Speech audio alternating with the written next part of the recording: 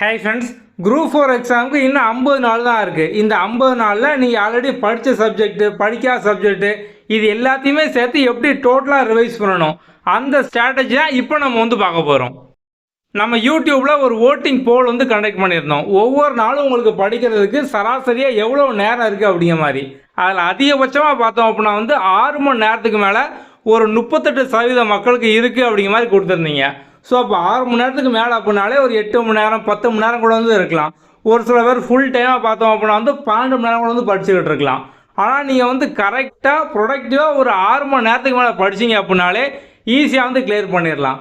இப்போ ஒரு சில பேர் ப்ரைவேட்டில் ஒர்க் பண்ணிகிட்டு இருந்தீங்க அப்படின்னாலுமே இந்த 6 மணி நேரத்தை நீங்கள் மேட்ச் பண்ணுற மாதிரி வீக்கெண்ட் லீவு அதெல்லாம் சேர்த்து சராசரியாக ஒரு நாளைக்கு 6 மணி நேரம் வர மாதிரி படிங்க. ஏன்னா எக்ஸாமுக்கான டேட் இன்னும் 50 நாளில் எக்ஸாம் இருக்குது. இப்போ நீங்கள் கண்டிப்பாக பார்த்தோம் அப்படின்னா எவ்வளோக்கு எவ்வளோ எஃபர்ட் அதிகமாக போட முடியுமோ அவ்வளோ போடணும். தூங்குகிற டைமை கொஞ்சம் கம்மி பண்ணிட்டு கூட சராசரியாக ஒரு நாளைக்கு 6 மணி நேரம், ஒர்க்கிங் டைமில் ஒரு 3 மணி நேரம் 4 மணி நேரம் படித்தாலுமே லீவ் நாளில் ஃபுல்லாக பார்த்தோம் அப்படின்னா ஃபுல் டைமாக படிங்க. ஒருவேளை லீவ் போடுறதுக்கு பாசிபிள் இருந்தால் லீவ் போட்டு கூட படிங்க. லாஸ் ஆஃப் பே போட்டு படிக்க வாய்ப்பு இருந்தால் கூட நீங்கள் படிங்க. ஸோ எல்லாமே உங்களோட சிச்சுவேஷனை பொறுத்தது. ஒரு சில பேர் டிபெண்ட் பண்ணி இருப்பீங்க, ஒரு சில பேர் லாஸ் ஆஃப் பே போட்டு கூட படிக்கலாம் அப்படிங்கிற சுச்சுவேஷனில் இருப்பீங்க. ஸோ இதெல்லாம் நீங்கள் கன்சிடர் பண்ணிக்கோங்க. ஆனால் முடிஞ்ச அளவுக்கு ஒரு நாளைக்கு 6 மணி நேரமாவது படிங்க. இப்போ நம்ம அந்த 6 மணி நேரத்தை நீங்கள் அடுத்த 50 நாளைக்கு எப்படி ஒதுக்கணும் அப்படிங்கிற ஃபுல் ஷெடியூல் பார்க்கலாம். குரூப் 4 பொறுத்த வரைக்கும் பார்த்தோம் அப்படின்னா 200 கொஸ்டினில் 100 கொஸ்டின் பொது தமிழ்லேருந்து கேட்காங்க. அப்போ 50% பார்த்தோம் அப்படின்னா தமிழில் இருந்தால் கேட்காங்க. இதே மாதிரி ஆப்டிடியூடில் பார்த்தோம் அப்படின்னா 25 கொஸ்டின் கேட்காங்க.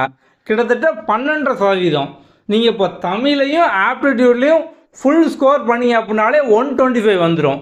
இந்த 125க்கு 125 நீங்கள் அடிச்சிட்டிங்க அப்படின்னாலே கண்டிப்பாக உங்களோட போஸ்டிங் ஒரு 80% உறுதியாயிடும். நிறைய பேர் பார்த்தோம் அப்படின்னா தமிழ் ஈஸி தானே, தமிழ் நம்ம ஆல்ரெடி படித்தது தானே, ஈஸி தானே அப்படிங்கிற மாதிரி தமிழுக்கான டைம் ஒதுக்கவே மாட்டாங்க. ஸோ இப்போ எக்ஸாம் நோட்டிஃபிகேஷன் வந்ததுக்கப்புறம் பார்த்தோம் அப்படின்னா ஜிஎஸ்சி அதிகமாக படிக்கிறது, சயின்ஸ் அதிகமாக படிக்கிறது, ரொம்ப கஷ்டமாக இருக்கிறது அதிகமாக படிக்கிறது அப்படிங்கிற மாதிரி கஷ்டமானது அதிகமாக படித்து ஈஸியானது ஈஸியாக ஸ்கோர் பண்ணக்கூடியது. ஸோ சொலையாக 125 மார்க் ஈஸியாக வாங்கிடலாம். இதெல்லாம் நிறைய பேர் ஸ்கிப் பண்ணிடுவாங்க. உங்கள் ஷெடியூலில் கண்டிப்பாக இப்போ ஒரு நாளைக்கு 6 மணி நேரம் அப்படின்னா அதில் பாதி டைமை நீங்கள் தமிழுக்காக தான் ஒதுக்கணும்.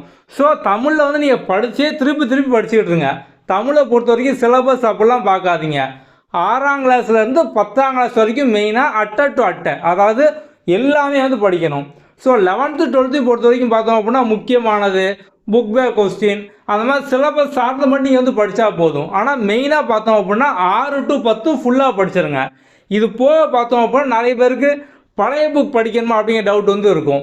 ஸோ நீங்கள் பழைய புக் படிக்கிறதுக்கு பதிலாக ப்ரீவியஸ் இயர் கொஸ்டின், ப்ரீவியஸ் இயரில் தமிழ் பார்த்தோம் அப்படின்னா பழைய புக்கை பேஸ் பண்ணி கிட்டத்தட்ட ஒரு 10 வருஷம் கொஸ்டின் எழுதிட்டு இருந்திருக்காங்க. ஸோ நீங்கள் ப்ரீவியஸ் இயர் கொஸ்டினை ஃபுல்லாக படிச்சிங்க அப்படின்னாலே அந்த பழைய புக் ஃபுல்லாக கவர் ஆயிரும். நீங்கள் பழைய புக்கை படிக்கிறதுக்கு பதிலாக ப்ரீவியஸ் இயர் கொஸ்டினை ஃபுல்லாக கம்ப்ளீட்டாக படிங்க. அதிலே பார்த்தோம் அப்படின்னா கம்ப்ளீட்டாக பழைய புக் ஃபேக்ட்டு, புது புக் ஃபேக்ட்டு எல்லாமே கவர் ஆயிரும். ஓகே, தமிழை பொறுத்த வரைக்கும் பார்த்தோம் அப்படின்னா தினமும் கண்டிப்பாக நீங்கள் ஒரு 3 மணி நேரம் 180 மினிட்ஸ் பார்த்தோம் அப்படின்னா தமிழுக்காக ஒதுக்குங்க. இது 6 மணி நேரம் டைம் இருக்கவங்க. சப்போஸ் நீங்கள் 10 மணி நேரம் படிக்கீங்க அப்படின்னா ஒரு 4 மணி நேரம் தமிழுக்காக ஒதுக்குங்க. ஸோ மினிமம் பார்த்தோம் அப்படின்னா 3 hours, அதுக்கு மேலே போகும்போது அதிகபட்சமாக ஒரு 4 மணி நேரம் தமிழுக்காண்டி ஒதுக்குங்க. ஓகே, ஸோ இந்த 50 நாள் ஷெடியூலில் உங்களுக்கு தினமும் பார்த்தோம் அப்படின்னா தமிழ் இருக்கும். ஸோ டெய்லி தமிழை கண்டிப்பாக 3 hours படிங்க. நம்ம இதுக்கான பிடிஎஃப் கொடுப்போம். இதை பிரிண்ட் அவுட் போட்டு வச்சுட்டு ஒவ்வொரு நாளும் பார்த்தோம் அப்படின்னா அன்னைக்கான 3 மணி நேரம் தமிழை முடித்த உடனே அதை டிக் பண்ணிக்கோங்க. இதே மாதிரி ஒவ்வொரு நாளும் பார்த்தோம் அப்படின்னா டிக் பண்ணுங்கள். நம்ம இந்த ஷெடியூல் எப்படி கொடுத்துருக்கோம் அப்படின்னா ஒரு நாளைக்கு ஒரு 4 சப்ஜெக்ட், அதில் தமிழும் ஆப்டிடியூடும் கட்டாயம் எல்லா நாளும் இருக்கும். தமிழ் ஒரு 3 மணி நேரம், ஆப்டிடியூடுக்கு டெய்லி பார்த்தோம் அப்படின்னா ஒரு 20 மினிட்ஸ். நீங்கள் ஆப்டிடியூடை பொறுத்த வரைக்கும் பார்த்தோம் அப்படின்னா கான்செப்டை புரிஞ்சுக்கிட்டு டெய்லி ப்ரீவியஸ் இயர் கொஸ்டினில் ஒரு 6லேருந்து 7 கொஸ்டின். ஸோ கொஸ்டின் பேப்பரில் ஜஸ்ட்டு ஒரு 6 கொஸ்டின் மட்டும் நீங்கள் ப்ராக்டிஸ் பண்ணிங்க அப்படின்னாலே போதும். ஒரு 5-6 கொஸ்டின் ஆப்டிடியூடில் தினமும் ப்ரீவியஸ் இயர் கொஸ்டின் ப்ராக்டிஸ் பண்ணிட்டே வாங்க. இதுக்கு ஒரு 20 மினிட்ஸ் தான் ஆகும். இதை மட்டும் நீங்கள் பண்ணீங்க அப்படின்னாலே ஆப்டிடியூட் ஈஸியாக கம்ப்ளீட் பண்ணிடலாம். இது போக நம்ம அடிஷ்னலாக 2 சப்ஜெக்ட் கொடுத்துருப்போம். நம்ம இதை பொறுத்த வரைக்கும் பார்த்தோம் அப்படின்னா வெயிட்டேஜ் பொறுத்து கொடுத்துருக்கோம். ரீசெண்டாக நடந்த டிஎன்பிஎஸ்சி எக்ஸாம் பேஸ் பண்ணி பார்த்தோம் அப்படின்னா வந்து யூனிட் 8 தமிழக வரலாறுலேருந்து அதிகப்படியான கொஸ்டின் வந்து கேட்காங்க. சராசரியாக பார்த்தோம் அப்படின்னா வந்து 75 ஜிஎஸ்லேருந்து 16 கொஸ்டின் யூனிட் 8லேருந்தே நிறைய எக்ஸாமில் வந்து கேட்டிருக்காங்க. அதுக்கு அடுத்தபடியாக பார்த்தோம் அப்படின்னா வந்து பாலிட்டியிலேருந்து ஒரு 12 கொஸ்டின். நெக்ஸ்ட்டு பார்த்தோம் அப்படின்னா வந்து ஜாகிரஃபிலேருந்து ஒரு 7லேருந்து 9 கொஸ்டின். நம்ம எல்லாமே பார்த்தோம் அப்படின்னா ஆவரேஜாக சொல்கிறோம். ஏன்னா ஒரு எக்ஸாமில் 7 கேட்டிருக்கலாம், ஒரு எக்ஸாமில் 8 கேட்டிருக்கலாம், 10 கேட்டிருக்கலாம். ஸோ சராசரியாக எவ்வளோ கேட்டிருக்காங்க நம்ம வந்து இப்போ அதான் பார்க்குறோம். அடுத்தது எக்கனாமிக்ஸில் பார்த்தோம் அப்படின்னா ஒரு 4 கொஸ்டின் வரைக்கும் ஆவரேஜாக கேட்டிருக்காங்க. அதுக்கப்புறம் வந்து ஐஎன்எம் இந்திய தேசிய இயக்கம் இதிலேருந்து பார்த்தோம் அப்படின்னா ஒரு 5 கொஸ்டின் வரைக்கும். சயின்ஸ்லேருந்து 6லேருந்து 8 வரைக்கும் சராசரியாக வந்து கேட்டிருக்காங்க. கரண்ட் அஃபேர் பேஸ் பண்ணி பார்த்தோம் அப்படின்னா சில எக்ஸாமில் 5 கேட்டிருக்காங்க, சில எக்ஸாமில் 3 கேட்டிருக்காங்க, சில எக்ஸாமில் 8 கேட்டிருக்காங்க. ஸோ அப்போ வந்து ஆவரேஜாக ஒரு 6 கொஸ்டின் எடுத்துக்கலாம். அடுத்தது யூனிட் 9 தமிழ்நாடு அட்மினிஸ்ட்ரேஷன் தமிழக நிர்வாகம் இதிலேருந்து பார்த்தோம் அப்படின்னா ஒரு 4 கொஸ்டின் வரைக்கும் ஆவரேஜாக கேட்டிருக்காங்க. நெக்ஸ்ட்டு ஹிஸ்ட்ரி அண்ட் கல்ச்சர், அதாவது டிஎன்பிஎஸ்சி சிலபஸில் யூனிட் 4ல் வந்து இருக்கும் வரலாறும் பண்பாடும் அப்படிங்கிற மாதிரி. மராத்தியர்கள், டெல்லி சுல்தான், மோலாயர்கள், சிந்து சமவெளி நாகரிகம் நம்ம இதெல்லாம் படிப்போமா, இந்த டாப்பிக்லேருந்து பார்த்தோம் அப்படின்னா ஒரு 7லேருந்து 9 கொஸ்டின் வரைக்கும் வந்து கேட்டிருக்காங்க. நம்ம அந்த டைம் எல்லாமே பார்த்தோம் அப்படின்னா கொஸ்டினோட வெயிட்டேஜை பொறுத்து தான் பார்த்தோம் அப்படின்னா அலாட் பண்ணியிருக்கோம். ஓவராலாக இந்த 50 நாளில் நீங்கள் வந்து எந்த ஒரு சப்ஜெக்டையுமே மிஸ் பண்ணாமல் ரெகுலராக ரிப்பீட்டடாக ஒரு ரொட்டேஷனில் ரிவைஸ் பண்ணிட்டே இருக்க மாதிரி நம்ம வந்து கொடுத்துருக்கோம். தமிழ் டெய்லி கட்டாயம் வந்துடும்.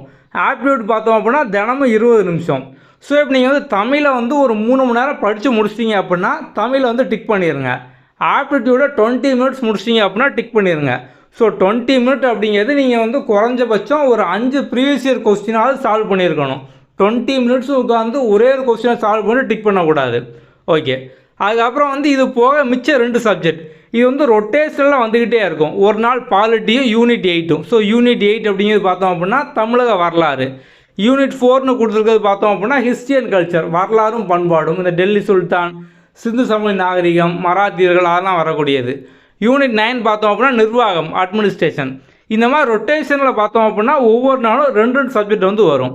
ஓகே, ஸோ ஒவ்வொரு நாளும் முடித்த உடனே பார்த்தோம் அப்படின்னா அதை வந்து டிக் பண்ணிடுங்க.